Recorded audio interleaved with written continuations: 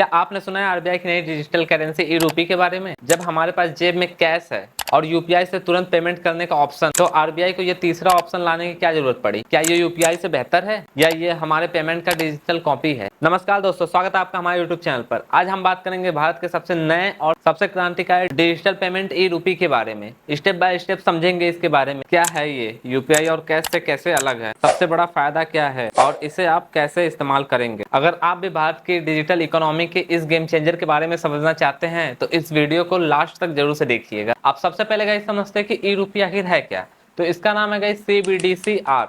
ठीक है, तो इसमें भी गाइस दो तरह के, एक CBDCR है, एक CBDCW है। तो सबसे पहले गाइस हम बात करते हैं CBDCR के बारे में। तो इसका फुल फॉर्म गाइस, इसका पूरा नाम है guys central bank digital currency retail. ठीक है, जिसके बारे में हम अभी बात करेंगे। और एक गाइस है जो दूसरी वाली है वो CBDCW है, जिसका गाइस पूरा फुल फॉर्म होगा central bank digital currency wholesale. जो कि गाइस ये वाला जो डब्ल्यू होलसेल जो है ना गाइस, ये बड़े बड़े इंस्टीट्यूट, फाइनेंस या तो बैंक के लिए है। ठीक है, और जो रिटेल वाला गाइज वो हम और आप जैसे नॉर्मल हम लोग के यूज के लिए है। ठीक है, जिसके बारे में हम इस वीडियो में बात करेंगे। ठीक है, तो आप लोग वीडियो बस ध्यान से देखते रहिए। और सीधे शब्दों में गाइज इसको बोला जाए तो जैसे हमारी फिजिकल करेंसी होती है, फिजिकल जो कॉइन हमारे पास है, इसका एक डिजिटल रूप या तो कह सकते हैं इलेक्ट्रॉनिक रूप है। ठीक, और ये RBI reserve bank of India द्वारा जारी किया गया लीगल टेंडर है गाइज। मतलब आप समझ रहे हैं कि एक ई रूपी बराबर 1 रुपए ही गाइज होगा। जैसे कि गाइज देखिए ये 1 रुपए है। ठीक है, तो इसका वैल्यू जो 1 रुपए है, ठीक, तो 1 ई रूपी का वैल्यू भी इतना ही होगा, जितना इसकी वैल्यू उतना ही 1 रुपए की भी वैल्यू है। ठीक है, मतलब 1 ई रूपी की भी वैल्यू इतनी ही होगी, वो कम नहीं हो सकती। क्योंकि गाइस कुछ लोग ना इसको क्रिप्टो करेंसी से इसकी तुलना करते हैं, तो गाइस ये क्रिप्टो करेंसी नहीं है। ठीक है, क्योंकि क्रिप्टो करेंसी जो गाइस होती है वो डिसेंट्रलाइज होती है। ठीक है, और जो ई रूपी है ना गाइस, ये सेंट्रलाइज है। इन दोनों के बारे में बता दे रहा हूँ, डिसेंट्रलाइज और सेंट्रलाइज का मतलब क्या। जैसे गाइस क्रिप्टो करेंसी के केस में क्या, ये डिसेंट्रलाइज है। ठीक है, और जो ई रूपी है गाइस, ये सेंट्रलाइज है। तो इसका जो गाइस डिसेंट्रलाइज का मतलब गाइस होता है, इस पे कोई सरकार का गाइस नियंत्रण नहीं होता है। इसकी वैल्यू जो गाइस अस्थित होती है। ठीक है, मतलब इसकी वैल्यू कोई स्थित नहीं है, अस्थित वैल्यू है। ठीक है, उसी केस में गाइस जो ई रूपी है ये सेंट्रलाइज है, इसे सीधा आरबीआई कंट्रोल करती है और ये 100% सेफ है, सुरक्षित है। अब सबसे बड़ा गाइस सवाल आप लोग का ये है कि जब कैश और यूपीआई दोनों है तो ई रूपी लाने का क्या मतलब है। और ये सवाल गाइस आप लोग के पूछना बनता भी है। ठीक है, तो इन सवालों का जवाब गाइस आपको इन तीनों के अंतर में छुपा है। ठीक है, ये तीनों अंतर आप देखिए ध्यान से। ठीक है, तो इसमें गाइस देखिए दिया है कैश में देखिए दिया है फीचर्स में। ठीक है, तो देखिए इसमें नेचुरल है, कैश में जो है देखिए फिजिकल लीगल टेंडर है। ठीक है, अब उसके बाद यूपीआई में payment system bank to bank है। उसके बाद ई रूपी में वही ऑप्शन देखते हैं डिजिटल लीगल टेंडर है। ठीक है, जैसे इसमें फिजिकल लीगल टेंडर है उसमें डिजिटल है। ठीक है, और पेमेंट सिस्टम इसमें बैंक टू बैंक है यूपीआई में। अब उसी मामले में ट्रांजेक्शन में आ जाते हैं, फिजिकल नोट सिक्के देना है तो जैसे आप फिजिकल किसी को नोट या सिक्का देते हैं तो वो हो गया।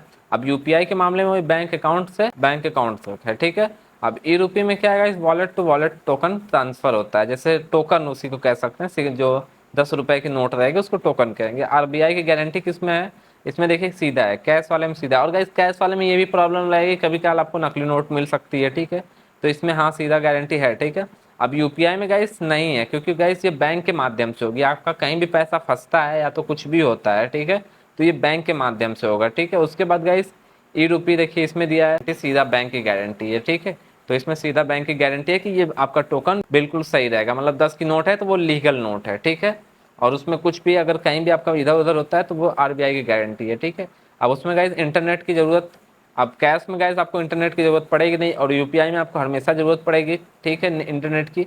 अब जैसे ई रूपी जो है ना उसमें गाइस आपको जरूरत नहीं पड़ेगी इंटरनेट की, यही इसका गाइस सबसे बड़ा ऑप्शन है। ठीक है, मतलब सबसे बड़ा फीचर जो गाइस यही है इसमें कि आपको ऑफलाइन क्षमता इसमें दिया है। ठीक है, देखिए इसमें ऑफलाइन क्षमता दिया है। अब उसके बाद गाइस आते हैं गोपनीयता में, कौन किसको दिया पता नहीं, मतलब आप किसको कितना पैसा दिए आपको कुछ पता नहीं है। ठीक है, किसी को आप ज्यादा दे दिए आपको कुछ पता नहीं चलेगा। ठीक है, लेकिन यूपीआई के मामले में वही है गाइस, कम बैंक खाते से लिंक है। ठीक है, तो उसमें आपको पता चल जाएगा। लेकिन इसमें देखिए ई रूपी में क्या है गाइस, हाई कैश जैसी गोपनीयता का प्रयास, मतलब जितने भी आप हाई कैश आप कर रहे हैं, मतलब जितनी हाई कैश आप देते हैं, मान लीजिए किसी को 2-4-5 लाख रुपए जाके ऐसे हाथ में दे रहे हैं, तो वही गाइस अगर आप ई रूपी के माध्यम से देंगे तो वो गोपनीयता रहेगी, मतलब एक सिक्योरिटी रहेगी। ठीक है, प्राइवेसी रहेगी आपकी। तो गाइस अब बात कर लेते हैं ई रूपी लाने के 3 मुख्य कारण। तो सबसे पहला जो मुख्य कारण गाइस है वो कैश जैसे गोपनीयता। इसको गाइस आप ऐसे समझिए ना कि जैसे यूपीआई से आप ट्रांजेक्शन करते हैं तो ये बैंक टू बैंक रहता है।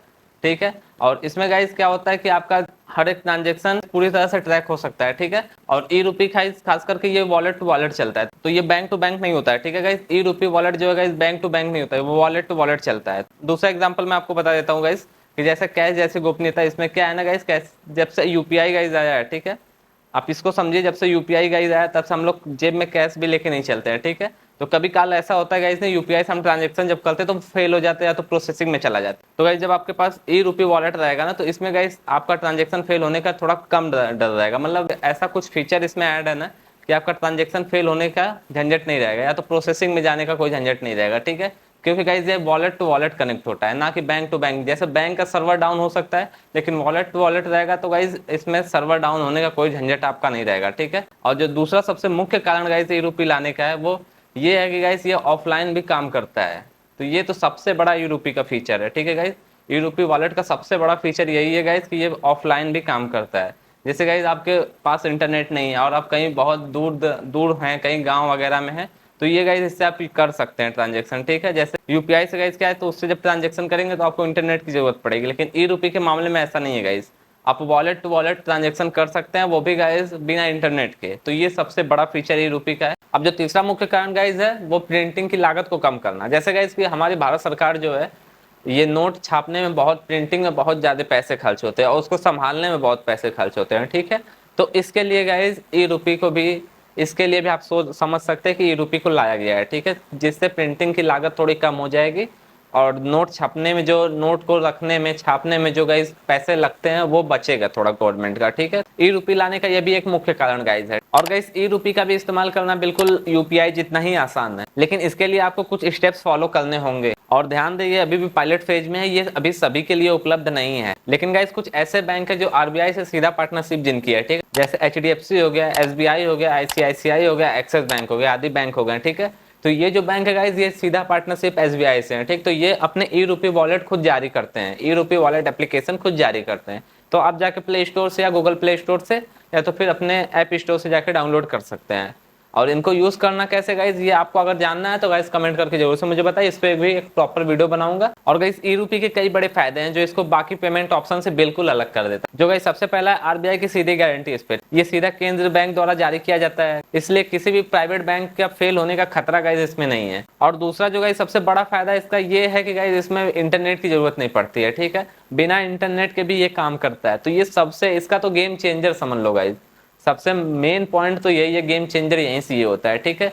इसमें गाइस आपको नेट की जरूरत नहीं पड़ेगी। यूपीआई के मामले में क्या होता है, आपको इंटरनेट की जरूरत पड़ती है, इसमें गाइस नेट की जरूरत नहीं पड़ेगी। तो ये तो बहुत अच्छा है। और गाइस तीसरा जो सबसे बड़ा इसका फायदा है गाइस, नकली करेंसी पे रोक, क्योंकि ये पूरी तरह से डिजिटल है और आरबीआई द्वारा पूरी तरह से ट्रैक किया जाता है, तो इसके लिए नकली नोटों का खतरा कम हो जाएगा। तो दोस्तों ई रूपी सिर्फ एक और पेमेंट ऑप्शन नहीं है, ये एक क्रांतिकारी कदम है जो भारत के पैसे को ही डिजिटल बना देगा। तो गाइस आप ई रूपी ऐसे भी यूज कर सकते हैं ना, जैसे कि जो आपके पास फिजिकल कैश है, ठीक है, जैसे जेब में आप पैसे रखे हैं, ये आप इमरजेंसी के लिए रख सकते हैं, जैसे छोटी मोटी इमरजेंसी जब पड़ जाती है उसके लिए रख सकते हैं। और यूपीआई जो गाइस ये बड़ी सुविधा वाली पेमेंट जो है, ठीक है, उसके लिए कर सकते हैं। और ई रूपी जो गाइस ये जहाँ आपको इंटरनेट की जरूरत है, मतलब इंटरनेट नहीं है, वहाँ पे आप यूज कर सकते हैं, ठीक है। और छोटे मोटे जो ट्रांजेक्शन वगैरह उसमें यूज कर सकते हैं।